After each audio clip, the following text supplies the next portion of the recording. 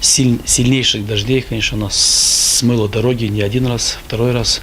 Очень много жителей нас учат и говорят нам, чтобы мы сделали дороги один раз и как положено. Один раз как положено у нас бюджет позволяет сделать только от 2 до 4 километров дорог ежегодно.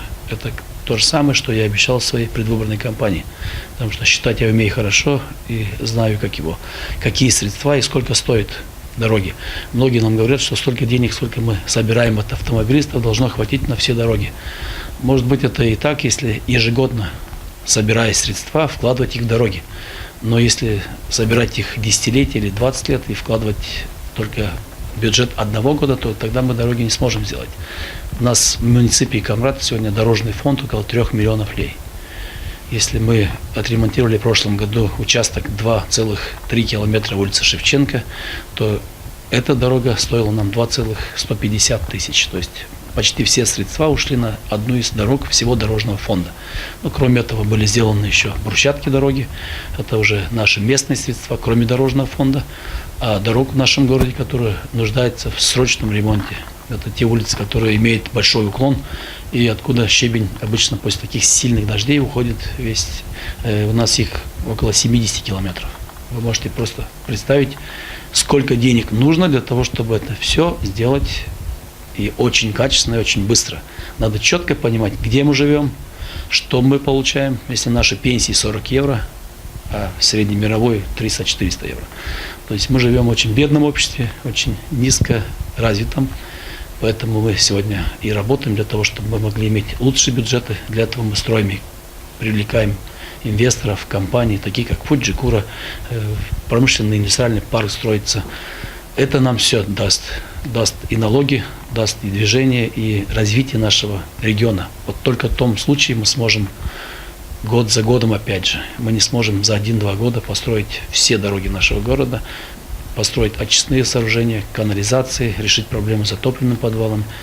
Города – это не дом частный. Даже в частном доме люди строят его год за годом, десятилетиями, не у всех поменена крыша, а город – это еще более серьезный механизм, там, где нужно инвестировать ежегодно. И сказки про что-либо о том, что за 1-2 года можно все дороги сделать, такого не бывает никогда. И мы должны ежегодно, каждый год строить дороги, но не останавливаться. Хороший темп мы взяли за 2 года, очень много было построено дорог, но в первую очередь мы в это время уделили внимание тротуарам нашего города. В городе построено около 20 километров тротуаров.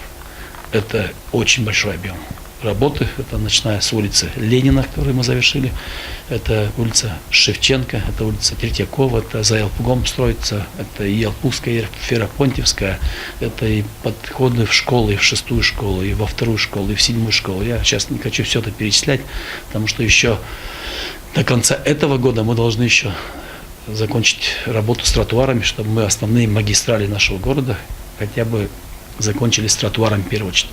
И параллельно мы хотим с этого года и на следующую весну перейти на строительство дорог, те, которые имеют большой уклон.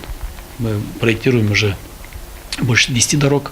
Хотим ли мы, не хотим, мы эти дороги должны сделать, потому что щебень придется нам еще чаще возвращать, потому что климатические условия изменились еще. И мы смотрим на погоду. Такого никогда не было, чтобы шли такие дожди друг за другом.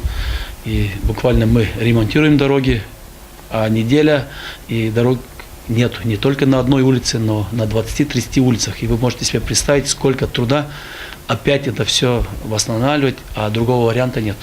Одни нам писали о том, что не нужно больше в белом варианте ремонтировать и восстанавливать дороги. Мы сказали, никаких проблем мы делать не будем, но мы передали телефон этого человека жителям, которые живут на этих улицах. И когда посыпались звонки в его адрес, он сказал: идите, пожалуйста, сделайте эти дороги, потому что люди не могут заезжать себе домой. Так может подождем, чтобы мы их сделаем в капитальном варианте? Подождем год-два, а люди не должны разве себе домой заезжать? Поэтому мы обречены на то, чтобы после каждого дождя мы восстанавливали дороги. Этим мы и занимаемся, и пока мы их не сделаем в капитальном варианте, то мы их будем восстанавливать, потому что людям нужно добраться до дома. В маршрутном такси нужно ездить. Ну и пользуясь случаем, жителям, если где дорога у вас не очень хорошем состоянии находится, то у нас грейдер всегда работает, техника всегда работает, мы всегда отправим и исправим положение дел. Поэтому обращайтесь при Марии, 22660. Но у меня еще есть посты в Одноклассниках. У нас часто люди пишут, какие проблемы есть. Я всегда отвечаю на эти вопросы. Потому что чем мне нравятся Одноклассники, именно там сайт, я там получаю всю ту информацию, которую я должен знать. И поэтому этим людям большое спасибо. Те, которые пишут, одни возмущаются, другие как его благодарят. Но я в любом случае благодарен как примар, потому что, находясь даже в нерабочее время, я могу знать о ситуации и исправлять.